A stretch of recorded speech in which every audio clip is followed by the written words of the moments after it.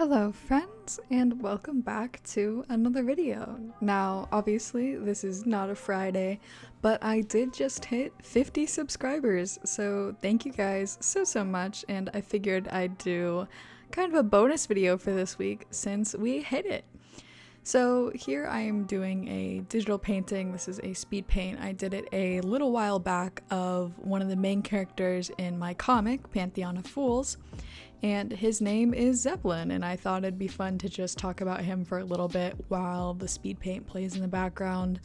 I will talk a little about like the actual speed paint. Right now I am creating his body, and I've never really drawn basic character poses, so this was something that was pretty new to me, but I had a lot of fun doing it. And I first draw him without any clothes on, and then I go and draw his clothes on later, because the entire point of this was to figure out what type of clothes he'd be wearing for the comic. So a little bit about Zeppelin. He is 20 years old. He is generally a pretty dissatisfied and angry person. He's kind of felt like the world's been against him for most of his life. His real parents left him when he was very young because they discovered that he had these powers. And they discovered that because the government told them, because it's something that you can't tell right from birth. So the government was like, hey, he has his powers, you can either keep him or give him to us. And they were basically like, I absolutely do not want this kind of freak of a kid who has powers. So the government took him, and then after he was in the government's possession for 2 to 3 years, a royal family came along and adopted him because they wanted to give him a good life, and they thought his story was pretty sad that his parents had just abandoned him because of these powers that the royal family actually thought were pretty cool.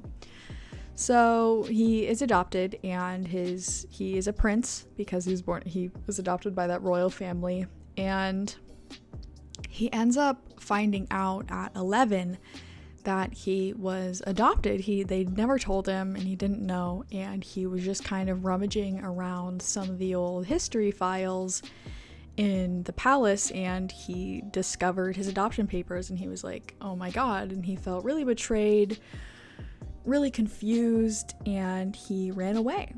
So he ran away, and he met this swords guy.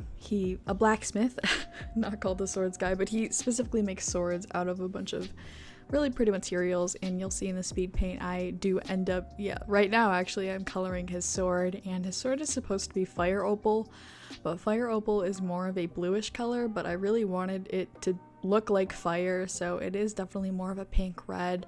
And I really like how it looks. But the swordsman was incredibly kind, incredibly nice person, one of the best swordsmen in the world probably.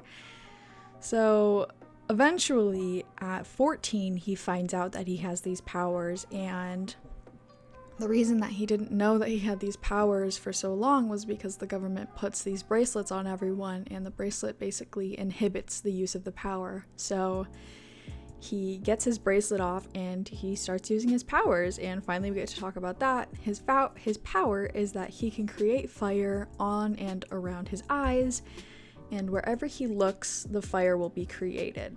It's not like a ray of fire though, it's like if I were to look in my backyard, the direct spot that I look at, a fire will be created. And the further away he tries to create the fire, the smaller the fire is, and when he is creating the fire, there is like an actual fire on his eye, so he is blind while he's doing that. So his friends kind of got to look out for him while he's creating fire. And I don't know if you can actually tell because of the aspect ratio of this drawing, but he does have scars around his eyes because of that fire. He's not like immune to fire or anything, but well, his literal eyes are immune to fire, but the rest of his body is not, so that's why he has those scars around them. And he was also born with these tattoos that I actually did not draw, how silly of me, but he has a whirlpool tattoo on his left arm, and it moves around like a little whirlpool, and the more stress he's under, the more it'll move around. And then he also has 2 bands on his right arm, on his bicep, but they don't move. Out of all of my comic characters, he's the most knowledgeable about the association that kind of goes after these people that have these powers, because he's known about it for a really, really long time, and most of the people who have powers literally don't know that they have them, so they're not going to know to look into this government organization that's putting them down. So he's kind of the main guy of knowledge. And because he's after the government, he's on the move a lot, because obviously you can't just like settle down and have a nice life if you're trying to take down the government, because then the government will just take you down. So you'll see that right now I'm adding all of these kind of like leather straps and, well actually I just covered them up so you can't see, in these bags, because I imagine that he carries it, well I don't imagine, I created him so I know that he carries around a lot of herbs and kind of magical substances and weapons, and he just kind of carries them everywhere all around his body instead of in one backpack, so that they're kind of hard to take away from him. And he wears also a lot of layers, as you'll see, so that all of those bags are hidden in some sort of way, so someone couldn't just like walk next to him and take them off his body basically. And with his character design, I really wanted it to seem like, not that he was like a sneaky person, but that he was a very closed off person, very covered up. He's not trying to reveal a lot about himself, both physically and mentally, really.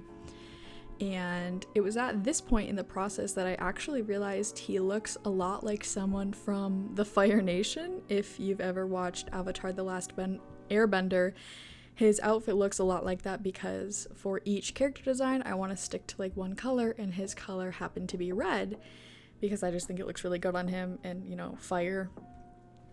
So yeah, he kind of looks like a Fire Nation guy, but I really, really liked how his outfit turned out, and I also wanted it to, I drew it this way so that I could remove each layer literally in the actual PNG, so that if I wanted to just have his underlayer showing, I could do that, or if I just wanted one cloak on or both cloaks on, then I could do that, so that I could always go back and reference how all of his layers of clothing work.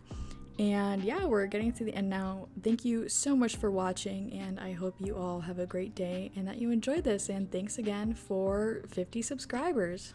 Goodbye.